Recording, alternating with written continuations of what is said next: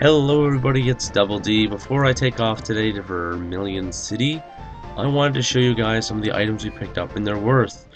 If you don't recall, back in Mount Moon, I was a little confused about the selling price of an item.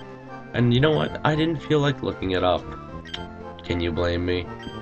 Actually, yeah, you probably can. However, I wanted to show you guys the star piece is worth $4,900. And the nugget we got from the bridge, $5,000. Woo. Before we take off, I wanted to buy some personal items, and then I will meet you at the house of our next destination, so I will see you in a... Alright everybody, we're back. I got some healing items for later in the game. You never know what you're gonna need. And some repels to fend off wild Pokemon in our cave. Alright, if you'll notice now, this house has been cleared since we went by Bells. If you come in here, and you come up this way, there is a Team Rocket member, and we are going to fight him. Alright, so bring it, Rocket. Look me in the eyes. Hey, stay out. This isn't your yard. Huh? Me? I'm an innocent bystander. Don't you believe me? Well, no, you're standing in someone's backyard.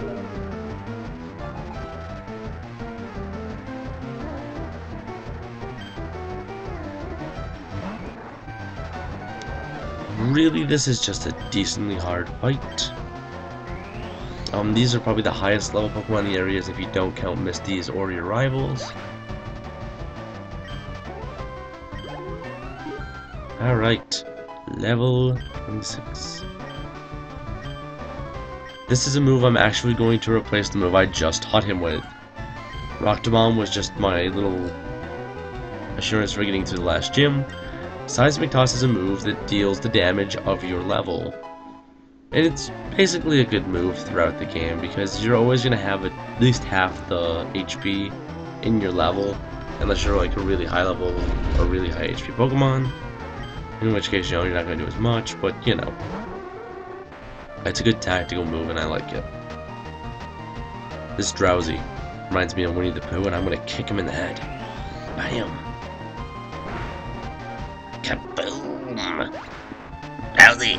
Drowsy, you dead! You dead, Drowsy!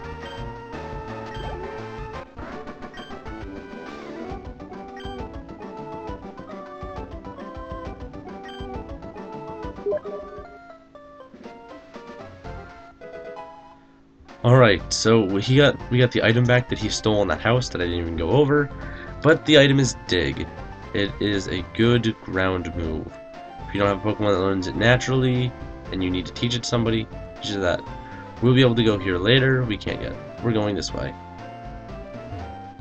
If you want to leave a Pokemon at the daycare, you hop down here, and the daycare is right down here. New Pokemon, the Venonat and Meowth, I think. I think that's all of them. But there's the daycare. This one you can leave one. In the after game, you can leave two and have them breed. You cannot go through any of the big doors in Saffron yet because the guard says he's thirsty. We're going to take a trip through the underground tunnel and get to Vermilion.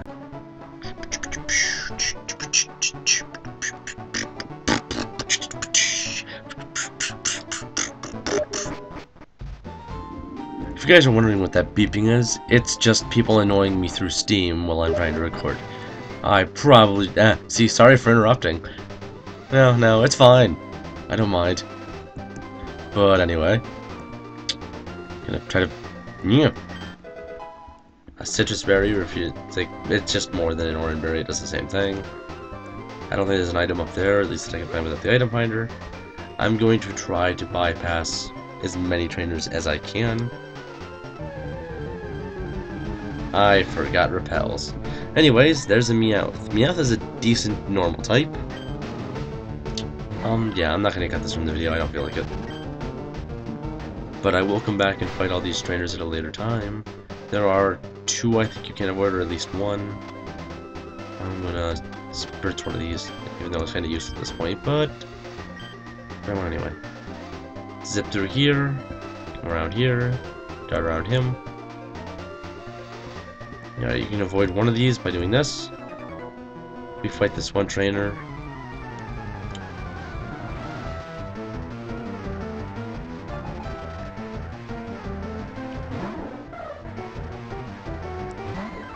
I will actually be getting a new teammate here in the city, but probably not in this video.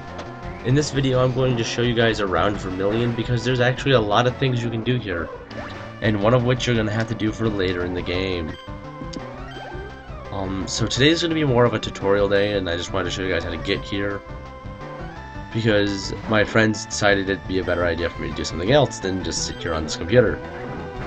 No, I'm just kidding, but Mike's an asshole. No, wait, I'm just kidding. Yes, our rival is an asshole. Not Mike. Mike isn't an asshole, our rival is. Who'd we name our rival after again? No, Mike, it's okay, I'm not mad at you. Only slightly. Keep trying to smell me. Alright, so first thing I can point out is in here, if you want to go back and get some water Pokemon, you can get the first rod. And I think in this game, in the most part, you're really only going to get Magikarp with this one, but you can pick up some other Pokemon. It's not really high chance, but if you need a water type, it's not, if you like you surf or whatever, you didn't choose that, yeah. Other than that, over here is the worst trade in the game, and there are a lot of people online that make this trade. If you're doing it for the index, great. If you're doing it for your party, you're a moron. I want to take an explicit amount of time to point this out. Farfetch is worthless. This girl is Satan. You all thought the Dome Fossil was Satan in your Twitch play. No, this girl is Satan. Trying to give you a goddamn Farfetch. Alright, over here, if you listen to the Chancellor's story, wow, hundreds of Pokemon, so he's pretty experienced. Alright, well, either way, you can just continuously tap the A button for this and then you get the bus. He's just talking about how much he loves his Rapidash. Oh, look at the time, I could be too long. Thanks for hearing me out. You can have this. This is the item you're going to need for later. The bike voucher. When we run back through Celadon, I'm going to pick up my bicycle. You need the bicycle for Bicycle Road. Other than that, there's not too much you really need it for. But there's a girl on Bicycle Road who can give you Fly, and then you really don't need it at all. And there's other ways you can get down to Fuchsia, so you don't need that. On the SSN, you will get cut. You cannot access this gym until you have cut. This building is pointless. Here's the Pokemart.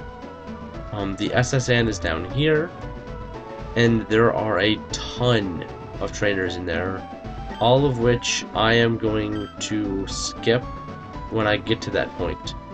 Like I said, I'm probably not going to do it this video. I really wanted to, but considering the time we have, and there's so many battles, and there's still the rival battle, tutorials and stuff, and showing you all the items, I'm not going to have time to do that, so I'm going to cut that into a separate video. Point of interest. Good for grinding. Over here, there's a lot of trainers and Pokemon of equivalent level. There are also a lot of hidden items, like this Awakening. I'm not going through here and getting the items because I might run into a trainer. Another thing I'd like to point out, and if you ever wanted to get back to Mount Moon without going all the way back and flying or whatever, once you beat the gym here, or I mean you get cut, you can use this cave to go back to Pewter. You just cut down a bush and you'll be back on the path out of Viridian Forest that we stopped in. I will show you this because I want to run back and get a Pokemon. Well, actually, it's a Pokemon in this cave, so I'm just going to show you guys when I do that. The next Pokemon I want is Diglett or Dugtrio. It is a ground type, it is incredibly fast, and normally has good attack and defense. Am I going to do this as this video? No. This video is basically just a tutorial video showing you guys around, because I don't know how long I'm going to be on XCOM, but they want me to play on XCOM, which is why I'm being interrupted so much. But anyway, Pokemon out here, I know you can catch a Jigglypuff here, it's not a high chance. I forget it, I think you can run into Butterfree, I don't think you can run into Beedrill. I'll probably check up on Pokemon bios the next time I'm on, but that's probably going to do it for this video, so I will see you guys next time.